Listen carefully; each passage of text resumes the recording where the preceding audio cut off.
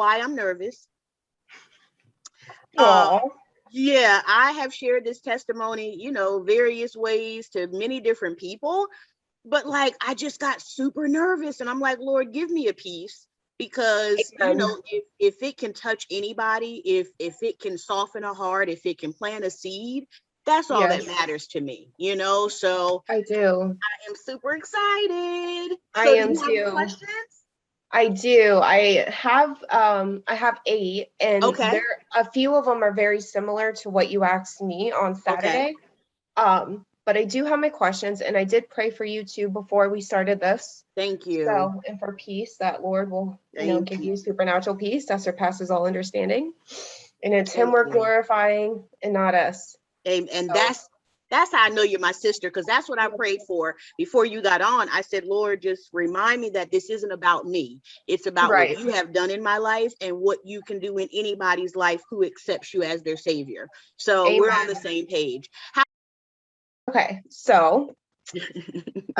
So for a little recap too, like you mentioned in my testimony video, we met through Reddit, and then we got close because we started talking on Discord for your listeners and Yes. subscribers. And Kai and I have, our friendship has blossomed and grown in the Lord, and it's been amazing. I feel like I've known Amen. her forever. I know. And isn't it crazy how It he works? is. It is. So I consider her a dear friend of mine now. And she was kind enough to interview me on Saturday for my testimony, which you guys will see. And now it's her turn to share her testimony, which I'm very excited I for. know. And like I told you, I'm like, I've never been interviewed before. I mean, I had, I'm a photographer and a videographer. So Right. years ago, I had a exhibition, a photo Oh, wow. exhibition. Yeah. So a newspaper interviewed me then, but it wasn't this. So, I'm interested to see what questions, and, I just pray that I can bless someone with my testimony. I do too, sis. I do too. So the first question, are you ready? I am. I don't know why Okay. I'm nervous. Don't be nervous. You're fine. Jesus is I with you, know. girl. I know. Okay. Okay. Okay. So I put like what you said for me too. I said, describe your childhood. How were you when you were a kid, and describe your family life for starters. Okay. Childhood. So,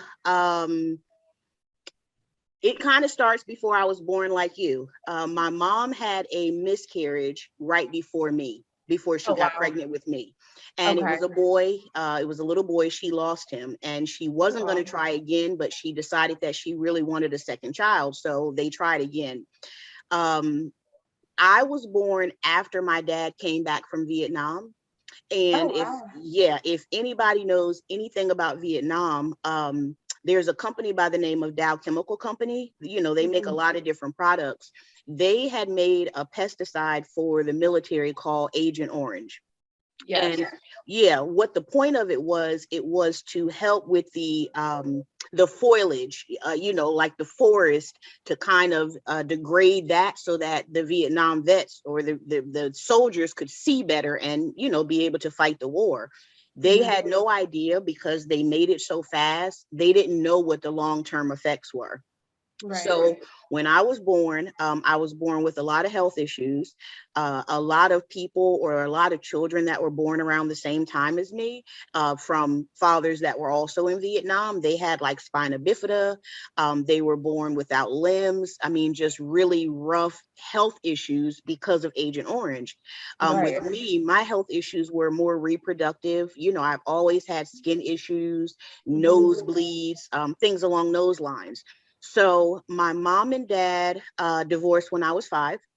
Okay. And you know how when you think about your earliest memories, and memories can come to you from when you were like 2, 3, 4, and 5 years old. It's Yes. so weird. I can't tell you what I ate yesterday, but I I can tell know. you a memory from the age of 5, which is like 40 something years ago.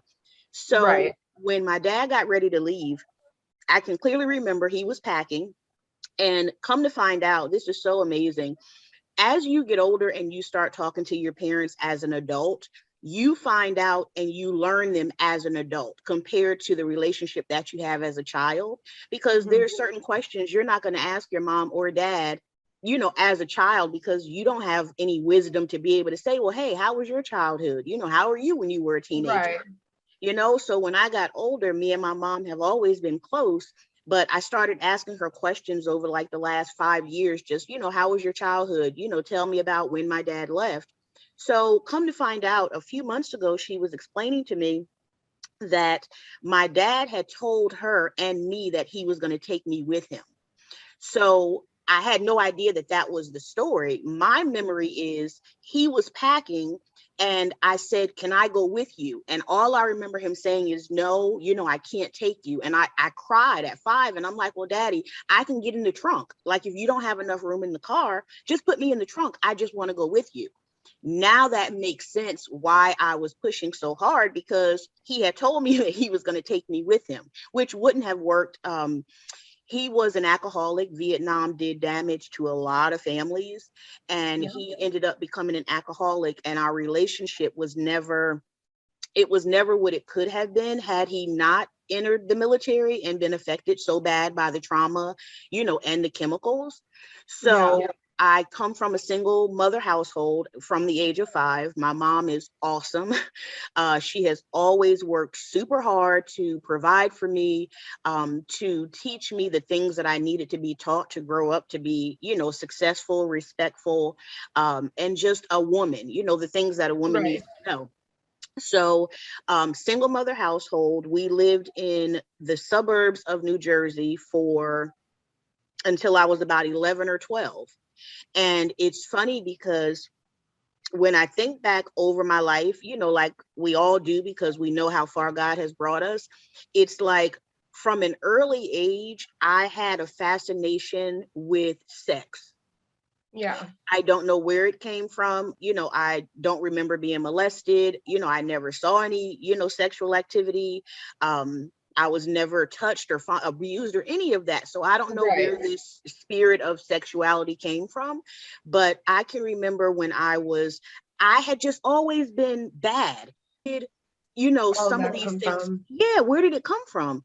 So as far as the spirit of sexuality, I was in maybe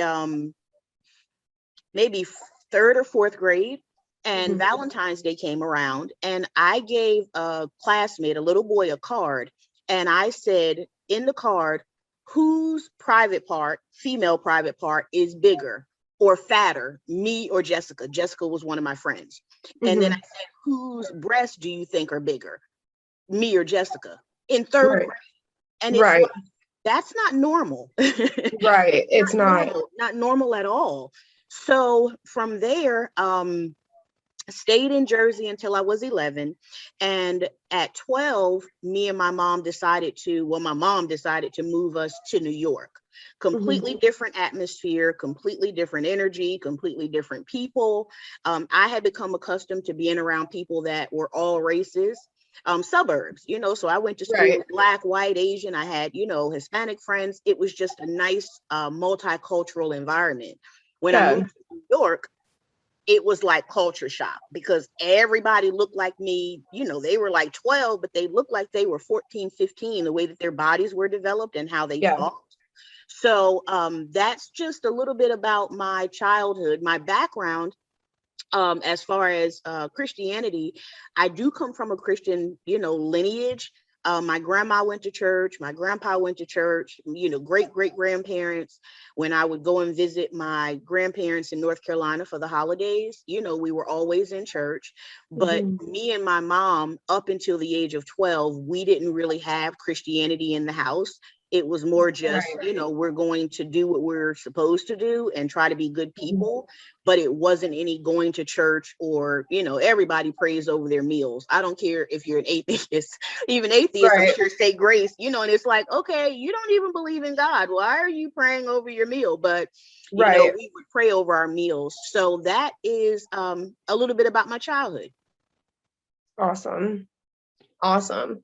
Now, I have a question to you about your Yeah, dad, if you don't mind. no, not at all. So, do you think he had PTSD from the war? Oh, yeah. Yeah. Oh, yeah. Okay. Oh, Yeah. yeah. Because he was only 18 when he went in, and he got out like, maybe at 25. And Yeah. nobody prepares you for that. I Yeah. couldn't imagine going from being a regular civilian in the world and then going to war. And, the Vietnam Right. War was one of the worst wars, that all wars are Mhm. bad, but the Vietnam War was one of the worst wars. And there was a lot of residual effects from that war. Like, I watched a documentary Was. the other day, yeah, with the Agent Orange. I watched a documentary a couple of years ago, and it was on Vietnam, like what it looks like now and how they're still affected by the Agent Orange being in the soil. And they Right. have homes for children that have been born years after. And when I tell you, it broke my heart, sis, because I mean, just missing limbs, missing arms, Mhm. blind, unable to walk, unable to talk. And it's like, nobody should have to go through that based on something that didn't even have anything to do with them. We're talking about a war from 40 years ago. Right, exactly. And the after So, effects too, like you said, are so yep, extensive. Like, yep, and at the time, like the government didn't have any clue about this because like if you take something nuclear, and just like put it in the world, it's gonna have devastating consequences. Like I don't care exactly, who you are, what country you're from, like that's the whole thing, because from the radiation and all the other chemicals in it, it's gonna affect exactly. everybody. And in regards to that too, I studied the Vietnam War in my PTSD class, and Oh, in a fun little fact too for their PTSD got recognized by the Vietnam War when the soldiers came back to America. That's when the PTSD got recognized mostly as an actual condition. as an actual condition, and then that's when they started treating soldiers for their mental health and everything like that. And my dad was in the military as well, sis, and he almost went to Nam. He almost went to Vietnam, but at the last minute they pulled him out and said, "No, you're gonna go over here." I forgot where he went to, but they Thank pulled God. him out like that, and I was like, "Wow." And So think that's about the crazy. the military, the veterans from the World War I, World War II, I know, who if PTSD wasn't even a known thing to be treated, think mhm. about them. You know what I mean? Like, I know, you come back and it's just like, okay, you're back to regular life. And, for me and my family, that's not what it was at all. I mean, it really right. destroyed what could have been a good thing. I could have been raised Mhm. in a two-parent household, but that Right. just, that wasn't my story. Right. And see, like God did that for a reason too. But I'm a firm believer, and me and my degree and everything, like Hmm. I'm a firm believer too. And even in missions, they say this, there's a readjustment a period from when Right. you come back to war or missions because of the culture shock, because of what you've been doing for so long, and then Hmm. coming back home, like it's not the same, you know? And so like you said, like they need the soldiers, of our military really need that transition period. They Like sure do. they need to see the counselor, they need to go to the VA system, they need to do all these steps, to make sure they're okay mentally, because 9 times out of 10, they're not. They're not. And like the same with missionaries, when I came back from Africa, I had a hard time adjusting. And I couldn't even adjust properly because when I came back, it was like my dad was in the hospital with a wicked, case of food poisoning. He almost Mm. died. He had to get surgery. My mom, we found out she had cancer during that time. Like, and all these things started happening like as soon as I came back. So I didn't have like that adjustment period because I was too busy taking care of everybody else, making sure they were okay and stuff like Yeah. that. But for future reference too, if you ever go on missions too, or anybody out there who, is a soldier, we thank you for your service, and Amen. it just don't be embarrassed to get help because it's so vital. Like it is so vital. Oh man, Just it is across so the vital. board, as Yeah. I get deeper into, my life, I know what it is to battle with, mental health Mhm. issues, and the stigma that Absolutely. comes with not wanting to admit it, not even to the world, but even to yourself. So I'll Mhm. get into that once you go, through your questions. Yes, ma'am. Okay, so you already answered number two. Were you raised in the church? Oh, okay. Which you were. Yeah, so you answered that one. And number